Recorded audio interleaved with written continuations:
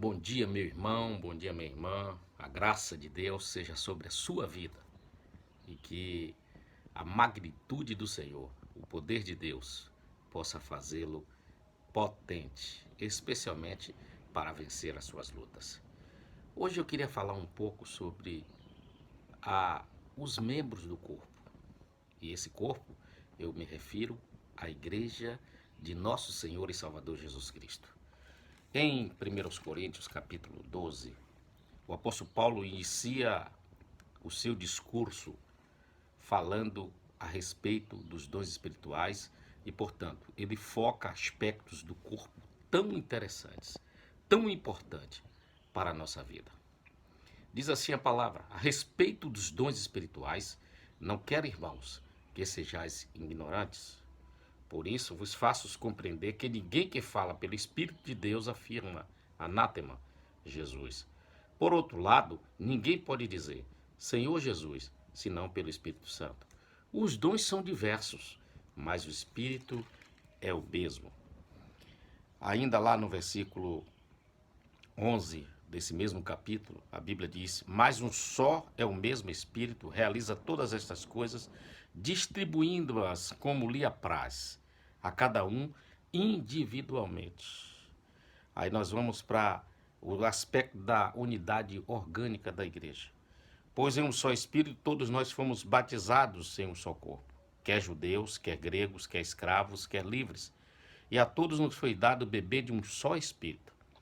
Se disser o pé, porque não sou mão, não sou do corpo, nem por isso deixa de ser do corpo. Pelo contrário, os membros do corpo que parecem ser mais fracos são necessários, e os que parecem menos dignos no corpo, a este damos muito maior honra. Também os que em nós não são decorosos revestimos de especial honra. Mas os nossos membros nobres não têm necessidade disso. Contudo, Deus coordenou o corpo, concedendo muito mais honra àquele que menos tinha honra. Ora, vós sois corpo de Cristo e individualmente membros desse corpo. Nós vimos aqui uma série de conceitos teológicos, conceitos que trazem à luz aspectos do nosso dia a dia, aspectos que demonstram a nossa capacidade de entendermos qual é a intenção de Deus no formato da igreja. A igreja é um corpo cuja cabeça é Cristo, afirma o apóstolo Paulo. E nesse corpo há necessidade de haver sincronias, e essas sincronias são estabelecidas pelos dons espirituais. E esses dons espirituais são distribuídos de forma lógica, de forma que faça com que a igreja ela seja útil a si mesma e à sociedade onde ela está inserida. Os dons espirituais não são seus, não são meus. Os dons espirituais são distribuídos pelo Espírito Santo com um objetivo especial de atender às demandas espirituais da igreja. Esse mesmo Espírito, que é um só Espírito, ele distribui esses dons da forma que esteja estabelecida de acordo à sua vontade. A expressão é como lhe apraz, a cada um individualmente. É interessante a gente pensar nesse aspecto que a Bíblia coloca, esse chamamento que a Bíblia faz, individualmente. Deus sabe da importância que você representa para a igreja dele. Ele conhece as suas habilidades, as suas capacidades na área espiritual, no que diz respeito aos dons espirituais. E aí ele percebe a sua competência espiritual para desenvolver aquele dom, para atender uma demanda da igreja. Não pode o corpo ser só a orelha, senão ele deixaria de ser corpo. Ele seria parte do corpo. Portanto, a necessidade de que você, meu irmão, tenha o dom de pregar a palavra, o dom do discernimento, o dom do socorro, cada um conforme a maneira que o Espírito Santo reconhece as competências de cada um. É individualmente. É um direito intransferível no campo espiritual, na vida do crente. Todo crente tem um dom, pelo menos um dom. Portanto, para que a igreja possa crescer em conhecimento e graça do nosso Salvador, Jesus Cristo. Mas, dentro desse aspecto do dom e da ideia de corpo, devemos chamar a atenção dos irmãos para o aspecto que a gente chama de a unidade orgânica da igreja. Isso quer dizer que o corpo, ele é constituído no seu todo. Apesar de existir a individualidade, apesar de você ter seu dom, de eu ter o meu dom, mas nós coexistimos juntos.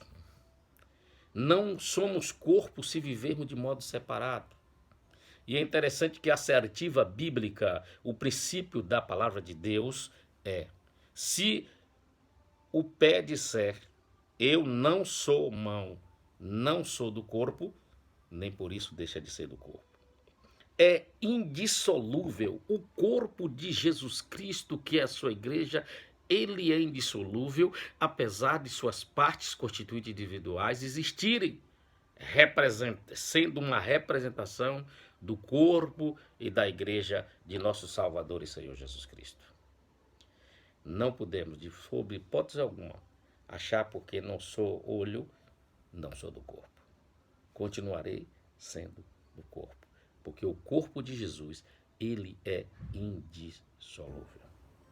Mas não somente isso, meus queridos irmãos, atentando para esse aspecto da unidade orgânica da igreja, nós estamos diante de situações em que reconhecemos, e à luz da Bíblia, a orientação bíblica, de algumas partes do corpo que são frágeis.